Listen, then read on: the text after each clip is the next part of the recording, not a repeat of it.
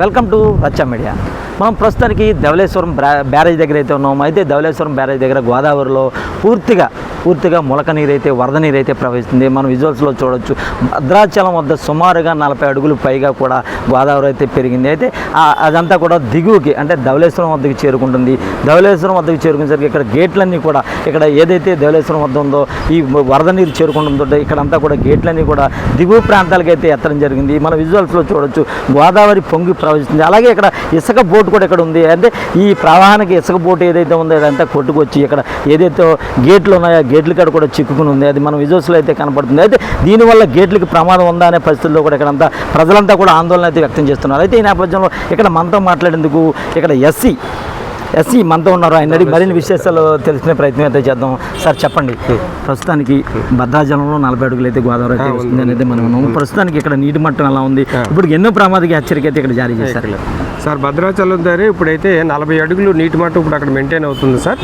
అది సాయంత్రానికి 5 గంటలు 6 గంటలు ఆ టైంకి 43 ఫీట్ వచ్చి అక్కడ ఫస్ట్ వార్నింగ్ ఇచ్చే అవకాశం అయితే మనకి ఇప్పుడైతే ప్రజెంట్ కనిపిస్తుంది సార్. దానికి అనుగుణంగా ఇక్కడ ధవళేశ్వరం బ్యారేజ్ దగ్గర మనం 175 ఫ్లడ్ గేట్స్ కూడా ఓపెన్ చేసి డిశ్చార్జ్ అంతా కూడా కిందకి సీలోకి డెలివరీ చేయడం జరుగుతుంది సార్. ఇక్కడ ప్రజెంట్ దాదాపుగా 7.5 లక్షల క్యూసెక్లు కిందకి డెలివరీ చేస్తున్నాం సార్. ఇక్కడ మన 10 లక్షల క్యూసెక్లకి మనకి చేరితే కనుక మనం ఫస్ట్ వార్నింగ్ ఇష్యూ చేసే అవకాశం ఉన్నది సార్. ఇప్పుడున్న పరిస్థితిని బట్టి మీదున్న వర్షాలు నిన్న మొన్న పడిన వర్షాలు బట్టి మనమైతే ఇవాళ నైట్కి కానీ రేపు ఎర్లీ అవర్స్లో కానీ దగ్గర ఫస్ట్ వార్నింగ్ వచ్చే అవకాశం అయితే మనకి ఇక్కడ కనిపిస్తున్నా సార్. మేమందరం కూడా రెవెన్యూ సిబ్బందితోటి మా ఇరిగేషన్ సిబ్బంది అందరూ కూడా కోఆర్డినేట్ చేసుకొని కింద లంక గ్రామాలు అయితేనేమి దిగువ ప్రాంతం ఉన్న ఇటు సిద్ధాంతము అటు రావులపాలెం ఏరియా అయితేనేమి ఇటు అమలాపురం ఏరియా అయితేనేమి ఇటు యానాం ఏరియా అయితేనేమి ఇవన్నీ కూడా సిబ్బందిని అప్రమత్తం చేసి మేమందరం కూడా సన్నద్ధంగా ఉన్నామని చెప్పి మేము మనం చేస్తున్నాం. అయితే ప్రతి సంవత్సరం కూడా ఈ ఫ్లడ్ అనేది వస్తుంది. అయితే కొద్దిగా మీరు ముందే అంచనాతో వెళ్తే కింద లంక గ్రామాలన్నీ కూడా ప్రజలంతా కూడా ఇబ్బంది లేకుండా ఉంటారు. మీరు ఒక్కసారి ఎందుకు వదులుతున్నారు అసలు ఇదంతా కూడా? ఇప్పుడు ఒక్కసారే వదలటం అనేది కాదండి. మేము కూడా అలా గ్రాడ్యువల్గా మీద నుంచి ఫ్లో పెరుగుతున్నప్పుడు అలా మేము గ్రాడ్యువల్గా రేజ్ చేసుకుంటూ వెళ్తాం సార్. ఒక్కసారి వదిలే పరిస్థితి అయితే ఉండదు సార్.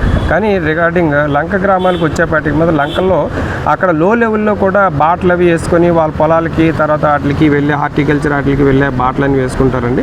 అలాంటి బాటలన్నీ కూడా ములిగే అవకాశం ఉంది. ఈ ఫస్ట్ వార్నింగ్కి మాత్రం పెద్దగా ఇబ్బంది ఉండదు. సెకండ్ వార్నింగ్ వచ్చే 13 lakhs అది దాటితే అప్పుడు కొద్దిగా ఏమైనా హ్యాబిటేషన్స్లోకి వాటర్ వచ్చే అవకాశం అయితే గోదావరి ప్రవాహం అయితే బాగా హెచ్చుగా అయితే ఉంది. అయితే ఇది మరీ పెరిగే అవకాశం ఉందంటారు, తగ్గే అవకాశం ఉంది? ఈ రోజు ఉన్న పరిస్థితిని బట్టి ఈ రోజు ఇప్పుడు మన ధవళేశ్వరంలోనే చూసుకుంటే నిన్న మొన్న రాజమండ్రిలో చాలా హెవీగా రెయిన్ పడింది. ఇవాళ అయితే అసలు పెద్ద రెయిన్ క్లౌడీగా ఉన్నది కానీ రెయిన్ఫాల్ అయితే రిపోర్ట్ కాలేదు.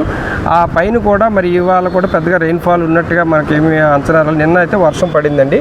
దానికి అనుగుణంగా మనకి ఇక్కడ ఫస్ట్ వార్నింగ్ వరకు వచ్చి తగ్గే అవకాశం ఈ పూట కనిపిస్తున్నా సార్. ఇంకేదైనా ఉంటే మళ్ళీ రేపు ఈ నైట్ తాలూకు పరిస్థితి చూస్తే రేపు మళ్ళీ మనం అప్డేట్ చేయగలం సార్. అయితే దిగువన ఉన్న లంక గ్రామ ప్రజలకు మీరు ఎటువంటి సందేశాన్ని ఇవ్వబోతున్నారు, ఎటువంటి జాగ్రత్తలు తీసుకోవాలని చెప్తున్నారు సార్? దిగువ ప్రాంతాల్లో ఉన్న లంక గ్రామాలన్నిటికీ కూడా అక్కడ రెవెన్యూ సిబ్బందిని, ఆర్డీఓల్ని, ఎంఆర్ఓల్ని, తర్వాత మా ఇరిగేషన్ సిబ్బందిని అందరినీ కూడా మేము అందరూ అలర్ట్ చేసాం సార్.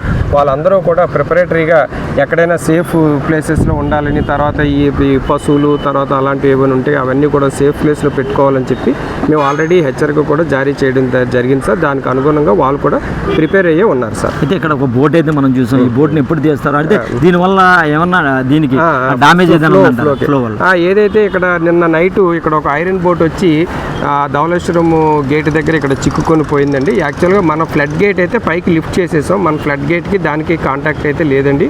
వాటర్ అయితే ఫ్రీగా వెళ్ళిపోతుంది. అయితే ఏదో ఐరన్ బోటు అది కిందని ఏదో చిన్న ఐరన్ రాడ్ ఏదో ఇదయ్యి అక్కడ స్ట్రక్ అయింది. ఈ ఎన్డీఆర్ఎఫ్ వాళ్ళు కూడా ఇన్ఫర్మేషన్ ఇచ్చా వాళ్ళు కూడా వచ్చారండి. ఇప్పుడు ఏదో క్రేన్ సాయంతో తీసి అది బయటికి పంపించేసి ఏర్పాట్లు అయితే మాత్రం జరుగుతున్నాయి సార్. అయితే నిన్న మొన్న కురిసిన వర్షానికైతే గోదావరి అంతా కూడా బాగా ఎక్కువగా ఉంది. అయితే ఈ రోజు నుంచి కూడా అంత ఉధృతి అయితే లేదు. ధవళేశ్వరం అంతా ప్రశాంతంగానే గోదావరి ఉన్నట్టు రెండవ ప్రమాద హెచ్చరిక అయితే జారీ చేసే పని కూడా లేదని కూడా ఎస్సీ అయితే మనతో చెప్తున్నారు. కెమెరామెన్ ఆలీతో పుండరి, తూర్పుగోదావరి జిల్లా.